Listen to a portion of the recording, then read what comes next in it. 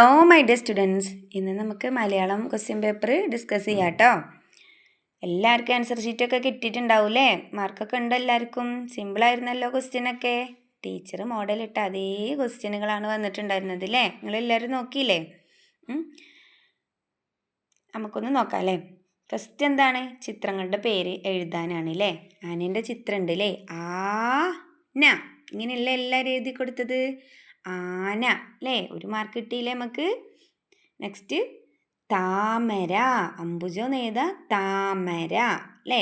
Next ഊഞ്ഞാൽ, അടുത്തത് ഉറി, അടുത്തത് ഏണി. 5 സ്കോർ ആയില്ലേ. ഇനി മാച്ച് ദ ഫോളോയിങ് ആണ് അല്ലേ. ചേരുംപടി ചേർക്കാനാണ് അല്ലേ. സിമ്പിളാണ് അല്ലേ. അരണ, അരണ എവിടെയാണ്? ദാ അരണ. നെക്സ്റ്റ് ഈച്ച, ഇതല്ലേ ഈച്ച ആണല്ലേ. നെക്സ്റ്റ് ഇർ വെച്ചിട്ട് ഏതാള്ളത്? ഋഷി. ഓക്കെ. നെക്സ്റ്റ് എലി, ഒട്ടകം. 5 സ്കോറായി. 10 സ്കോറായ നമുക്ക്. ഓക്കെ അല്ലേ. നെക്സ്റ്റ് ചുവടെ കൊടുത്തിരിക്കുന്ന അക്ഷരത്തിൽ തുടങ്ങുന്ന ഓരോ വാക്ക് എഴുതുക. നിങ്ങൾ UKG-കാരല്ലേ, അപ്പം എഴുതൂല നിങ്ങൾ. ഐ വെച്ചിട്ട് ഐവർ, ഐവർ. ഔ വെച്ചിട്ട് ഔഷധം. നിങ്ങൾക്ക് അറിയുന്ന വാക്കുകൾ എഴുതി കൊടുക്കുക അല്ലേ. ഈ വെച്ചിട്ട് ഇല, ഇതൾ, ഇമ ഒക്കെ പഠിച്ചിട്ടുണ്ട് അല്ലേ. ഓ വെച്ചിട്ട് ഓട്, ഓല, ഓന്ത് എല്ലാം എഴുതാം. ഓരോന്നിനും എത്ര മാർക്കാണ്? 2 സ്കോർ വീതമാണ് കേട്ടോ. അപ്പോൾ 8 മാർക്ക്. സിമ്പിളല്ലേ. നെക്സ്റ്റ് ശരിയായ അക്ഷരം ചേർത്ത് പൂരിപ്പിക്കാനാണ് അല്ലേ. ഫില്ലിംഗ് ആണ്. എന്നുണ്ട്, ണ്. ഊ ഉണ്ട്, ഊ ഉണ്ട്.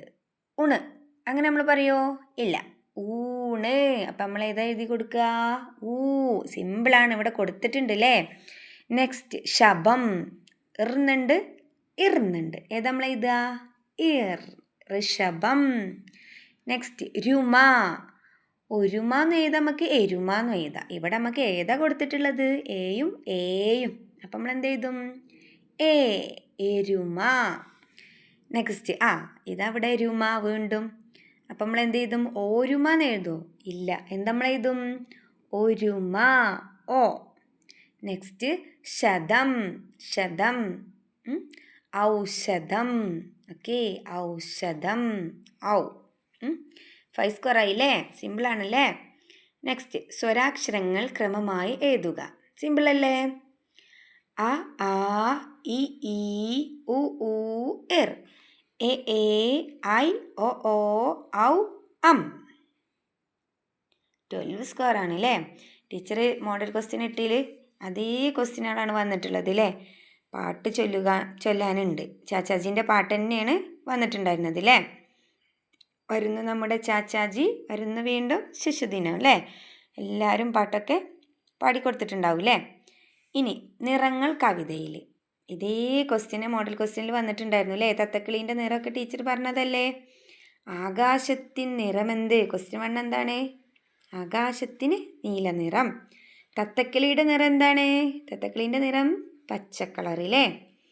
പിന്നെ ഇതും വന്നിട്ടുണ്ടായിരുന്നു. ആമയും മുയലും കഥയിലെ ഗുണപാഠം എന്താണ്?